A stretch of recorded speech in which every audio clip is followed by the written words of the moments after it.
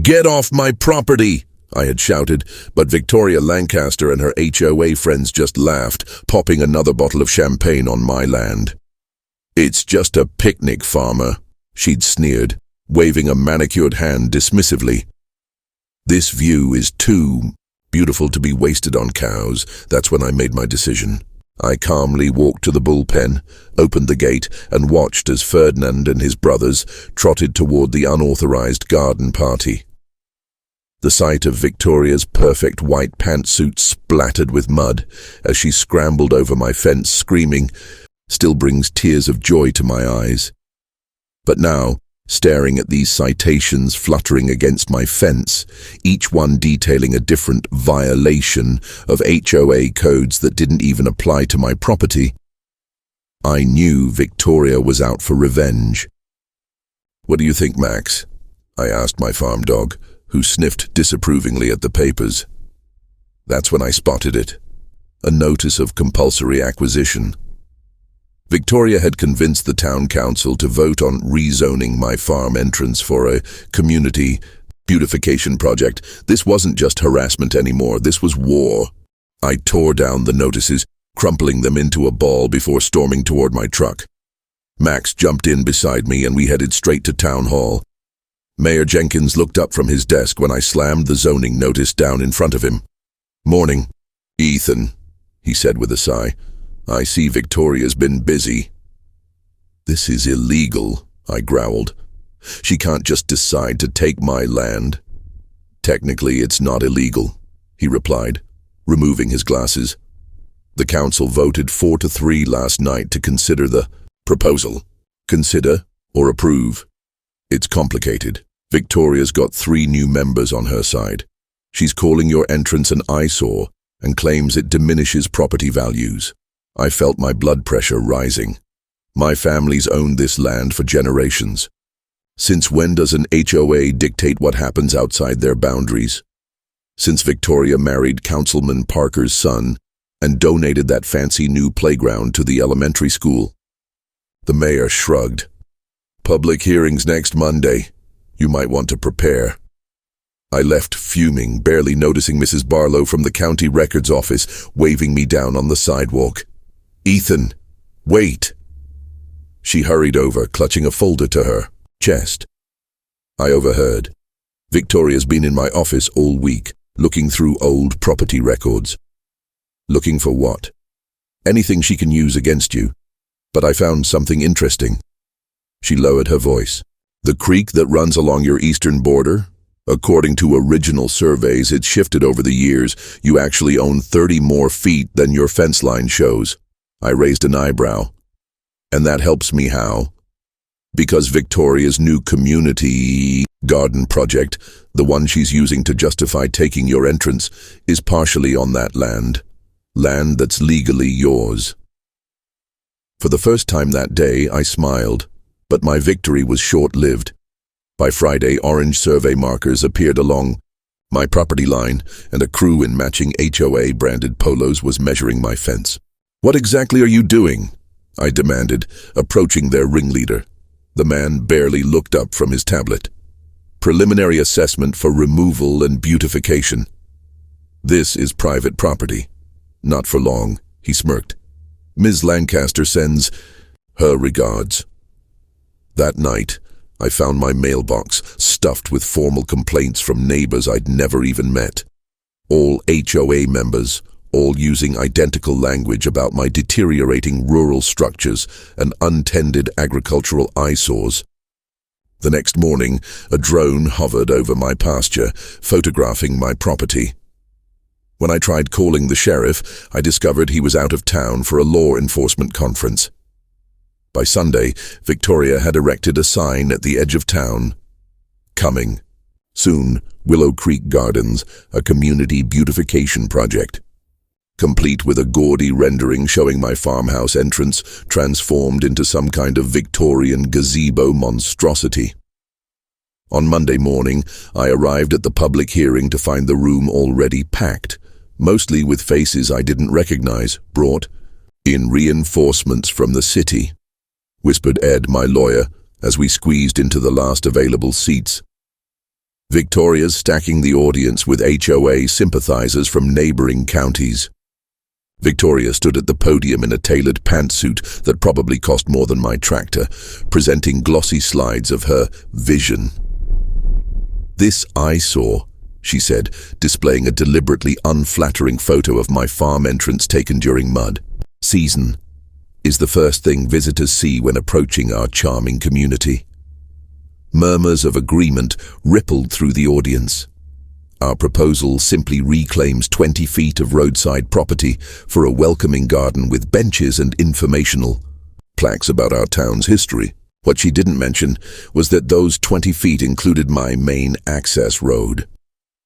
When my turn came to speak, the crowd's cold stares made it clear they'd already made up their minds. I presented Mrs. Barlow's property records and the creek boundary evidence, but Victoria's lawyer immediately objected, claiming the documents needed verification. The council voted to continue the hearing in 2 weeks, pending expert review of the boundary claims. Outside, Victoria brushed past me with a smirk. "You know what they say, Ethan. If you can't beat them, bulldoze them." 2 days later, I woke to the rumble of heavy machinery. I sprinted outside in my boxers to find a bulldozer idling at my property line, with Victoria standing beside it holding a clipboard. "What the hell?" I shouted. She smiled that viper smile. "Emergency council approval. Since your fence is technically encroaching on public right-of-way, we're authorized to remove the hazard immediately." The hearing was expedited. "Shame you missed it." She checked her watch. "You have 1 hour to move anything you want to save." The bulldozer driver revved his engine. Victoria handed me a document stamped with yesterday's date. My hands shook as I scanned it. Somehow she'd convinced the council to declare an emergency public safety exemption that bypassed normal procedures. "This is illegal," I sputtered. "It's progress, Ethan. This town is changing whether you like it or not." I called Ed in a panic. They shouldn't," he interrupted. "But by the time we get an injunction, your entrance will be rubble." Victoria played this perfectly. I hung up and stared at my farmhouse. Without that access road, my only entrance would be the old logging trail, impassable half the year. The bulldozer inched forward. Victoria's perfectly manicured nails tapped against her clipboard. "Clock's ticking," she said. I looked at Max, then at the pasture where my bulls were grazing peacefully. The same bulls that had sent Victoria and her friends running a year ago, but I couldn't use the same trick twice. She'd have me arrested for sure, and she knew it. I was about to lose everything my grandfather had built, everything I'd fought to preserve. That's when Mrs. Barlow's car came flying up the road, skidding to a stop in a cloud of dust. She rushed out waving papers. "Stop! I have the original county survey," she shouted out of breath, "and proof that—" Victoria falsified documents. Victoria's smile faltered, just slightly, but enough. I suddenly realized this wasn't just about beautification or property values. This was personal revenge, and she was willing to break the law to get it. Victoria snatched the papers from Mrs. Barlow's hands. "This changes nothing. We have council approval for a project based on fraudulent documentation," Mrs. Barlow shot back. "I've already called Sheriff Thompson. He's on his way back from the conference." The bulldozer driver cut his engine, clearly uncomfortable with the situation. "Keep going," Victoria ordered him. When he hesitated, she pointed at the approval document. "This is still valid until officially revoked." I stepped forward. "You really want to go down for document fraud over a grudge?" Victoria's eyes narrowed. "This isn't a grudge. This is progress. This backwards little town needs to evolve, and your farm is holding everything back." She spat the word farm like it was poison. "Move the bulldozer forward," she commanded, "or you'll never work in this county again." The driver reluctantly restarted the engine. I planted myself in front of my fence line. "You'll have to go through me first."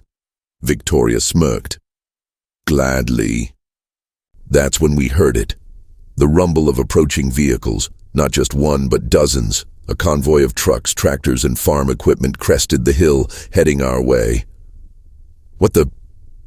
Victoria's confident smile wavered. Leading the parade was Sheriff Thompson's cruiser, lights flashing. Behind him, practically every farmer in the county, people I'd known my whole life, some I barely talked to, others I'd had disagreements with, all rolling in with determined expressions. The convoy pulled up in a semicircle around the bulldozer. Sheriff Thompson stepped out, followed by Mayor Jenkins. "Morning, Ethan," the sheriff nodded. "Mrs. Barlow called me. I made a few calls of my own. Old Mr. Peterson, who'd once threatened to shoot me over a property line dispute, climbed down from his ancient tractor. Heard you had HOA trouble, Carter." "Rural folks stick together," added Sarah Miller, whose family had competed with mine at the county fair for generations. Victoria's face flushed red. "This is ridiculous. We have legal authorization." "Based on falsified documents," Mrs. Barlow interrupted, holding up the original county survey. "Victoria altered the property lines on the submission to the council." Sheriff Thompson took the papers. "That's a serious accusation," Victoria scoffed. "You can't prove anything." "Actually," said a new voice, "we can." Todd, Victoria's slick lawyer, emerged from his BMW, looking considerably less confident than usual. He approached with a folder tucked under his arm. "Victoria, we need to withdraw immediately." "What are you talking about?" "We're in the middle of committing multiple felonies," Todd hissed. "I didn't sign up for document fraud." Victoria grabbed his arm. "If this is cold feet, it's self-preservation," Todd snapped, pulling away. He turned to Sheriff Thompson. "I have the original documents Victoria submitted to me versus what was presented to the council. The alterations are obvious." Victoria lunged for the folder, but Sheriff Thompson was faster. "Ms. Lancaster, you're interfering with an investigation now." The crowd of farmers murmured as the sheriff compared the documents. Well, he said finally. "Looks like we have evidence of document tampering, fraudulent representation to a government body, and attempted property theft."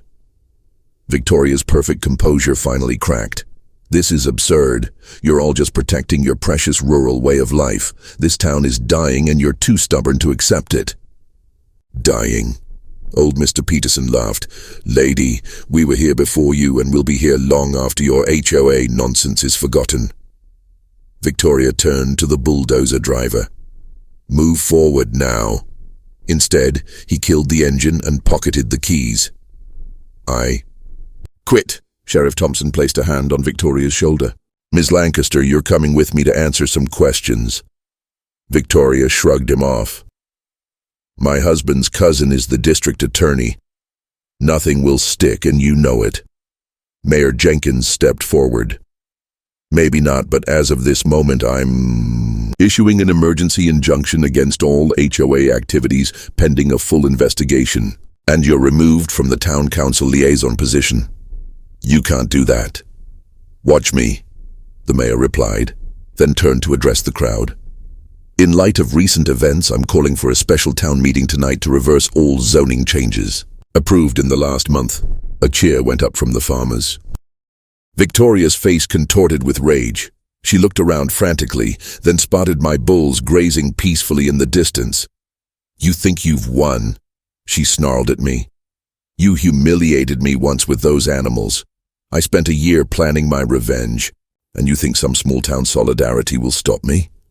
She marched toward her luxury SUV, yanked open the door, and pulled out a bullhorn. "Victoria," Todd cautioned, "don't make this worse." She ignored him, stalking toward my pasture with purpose. "What's she doing?" Sheriff Thompson asked. I suddenly realized her plan. "She's going to spook my bulls, try to cause the stampede she accused me of last time." Before anyone could react, Victoria reached the fence and raised the bullhorn. I raced toward her, but I was too far. She pressed the siren button, sending a piercing wail across my property. The bulls looked up, startled, but instead of charging, they simply stared at her, then lowered their heads and continued grazing. Victoria pressed the button again, more desperately this time. When that failed, she started shouting into the bullhorn, "Move, you stupid animals!" The bulls, accustomed to far worse noises from farm equipment, barely twitched their ears. The gathered crowd began to laugh, a ripple becoming a wave. Victoria's face turned from red to purple. She threw down the bullhorn and, in a final desperate act, climbed over my fence. Ferdinand, my gentlest bull, lifted his massive head and regarded her with bovine indifference. When she got within a few feet, stomping and yelling, Ferdinand simply turned and ambled away, his massive rump presented to her in what looked remarkably like dismissal. Victoria finally admitted defeat, slinking back over the fence as sheriff. Thompson escorted her to his cruiser. 2 weeks later, I was repairing the fence when Mayor Jenkins pulled up. "Victoria's moving back to the city," he said. "Seems rural life no longer suits her aspirations." I hammered in a nail. "Can't say. I'm heartbroken." Ferdinand and the other bulls grazed peacefully in the distance, unwitting heroes in our small-town drama.